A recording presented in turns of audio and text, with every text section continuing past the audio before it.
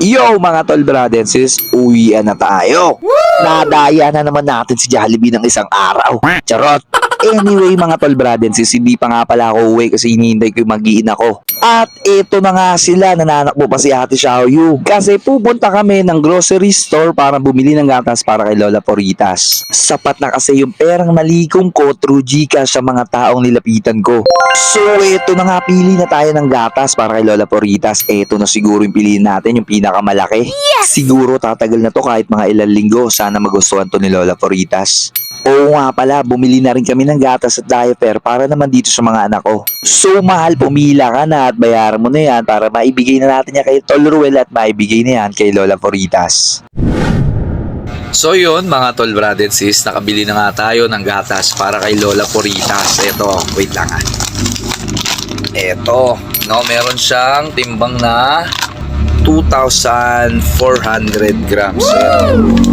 Kita niyo ba? Ayan. 2,400 grams. Siguro kahit paano tatagal naman to ng mga isa o dalawa o tatlong linggo para kay Lola Poritas, no? Tulong na natin to sa kanya. Siyempre, gusto ko magpasalamat sa mga taong nilapitan ko na hindi nagdalawang isip para makabili nga tayo ng gatas para kay Lola Poritas. Si Govjen Chris Merwin Dairit, maraming salamat po Govjen. Kay Kuya Ken Jude, kay Tol Daddy P, maraming salamat po sa iyo. Kay Tol Manning, yung isa sa mga sponsor ko, yung Manning Cups, maraming salamat sa iyo brother. At kay GT Christopher ng Palar Community Chapter dyan sa Taguig, maraming salamat sa iyo brother. At syempre kay Pastor Joey. Siyempre kung hindi dahil sa kanila, hindi po tayo makakabili ng gatas para kay Lola Poritas. Kaya sobrang maraming salamat po sa inyo. Kasi nakita ko po yung post nitong si Brother Ruel, no? Nag-post siya last month nung December na na humingi siya ng tulong para sa kanyang lola na kahit gatas lang kasi nga hindi na raw kumakain ng mga solid food si Lola. So nung nakikita ko to, sabi ko sa sarili ko, gusto ko siyang tulungan kaso wala rin akong pera. Sa financial kasi mga tol, yung kinikita ko lang sa trabaho ko at saka yung kinikita ng asawa ko, sapat lang po para sa pamilya namin. Hindi naman po ako sumasahod na malaki dito sa FB, no? So sabi ko sa sarili ko, gagawa ko ng paraan para makatulong ako kay Lola, no? So nilapitan ko yung mga taong binanggit ko kanina, hindi naman sila nagdalawang isip, kaya sobrang thankful po ako sa inyo.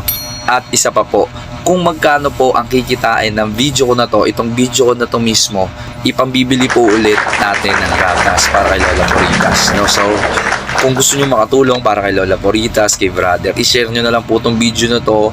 At kung magkano nga po yung kikitain nito, ipambibili po natin ng gatas para kay Lola Poritas. So abangan nyo lang at ibibigay ko na rin itong gatas na to kay Brother Ruel at siya nang bahala magbigay kay Lola Poritas. Sana magustuhan niya itong munting regalo natin sa kanya at sana makatulong to sa kanya. Muli maraming salamat po sa lahat ng mga taong nilapitan ko at hindi po nagdalawang isip na tulungan ako. Maraming salamat po sa inyo lahat. Yo mga tol, kasama natin si Tol Ruel. Salit muna tol. Bibigyan na natin yung gatas natin dito. Ikaw nang bahala magbigay nito kay Lola tol. Ayun o. Masalamat yun sa mga nagbigay. Salamat tol. Maraming salamat. Salamat po ng marami sa inyo. Makakarating po ng maayos Tol, kay Lola. maraming salamat sa tulong yung binigay sa akin para doon sa lola ko kasi hindi siya makakain ng kanin doon. Maraming salamat po sa inyo lahat. At yung kikitain po ng video na to, gaya po ng sinabi ko, kung kumita po itong video na to, bibili po ulit natin ng gatas para kay Lola. Muli maraming salamat po sa inyo. Tol, laki nga po pala. Paki-share nyo naman itong video ko mga tol brad and sis para kumita ng malaki at maibili ulit natin ng gatas si Lola Poritas. Sa mga gusto pong tumulong kay Lola Poritas, nandyan po ang Gcash number ni Brother Ruel.